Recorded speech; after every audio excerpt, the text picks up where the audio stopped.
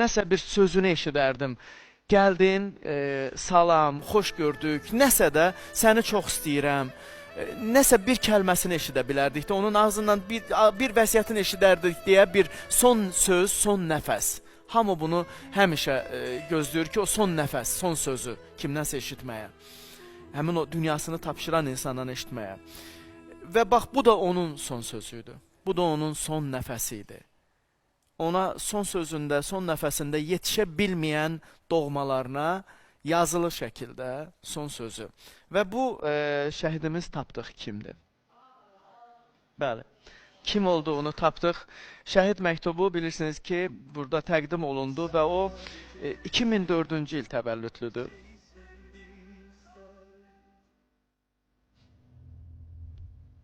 Cəlilabad rayonunda anadan olub. 4 övladın ilkidir, ailənin ilkidir. Atası Mirfətdah Təhməzov 1-ci qrup əlildir.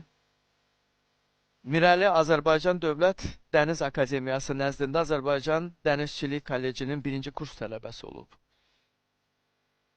Əlbəyaxa döyüş üzrə Respublika birincisi və dünya xalqları arasında 2-ci yeri tutub. 18 yaşında hərbi xidmətə çağırılan Mirəli 2023-cü il sentyabrın 21-də Xocavənd istiqamətində antiterror əməliyyatlarında şəhidlik zirvəsinə ucalıb. Cəsur döyüşçü və 3-cü dərəcəli Rəşadət ordeninə layiq görülüb ölümündən sonra. Məktub ona məxsusdur. Qardaş və bacılarının adı Afaq, Vəfa və Miragildir. Məhz qardaş bacılarına yazıbdır.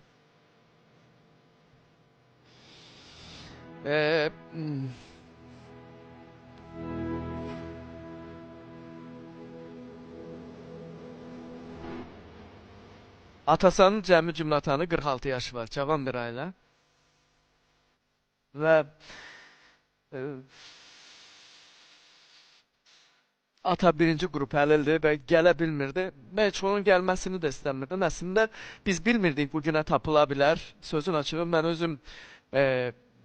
özüm gedərdim onun qapısına və özüm təqdim eləyərdim bu məktubu. Təəssüflər olsun ki, mən bilmədim bugünə tapılacaq o məktub və tapıldı. Və dayısı gəldi həmin məktubun arxasınca, Hüseyin bəy, mən bu məktubu sizə təqdim edirəm, mənim adımdan çatdırarsınız atasına. Təşəkkür edirəm. Allah rəhmət eləsin təqdirinizə. Təşəkkür edirəm. Çox sağ olun.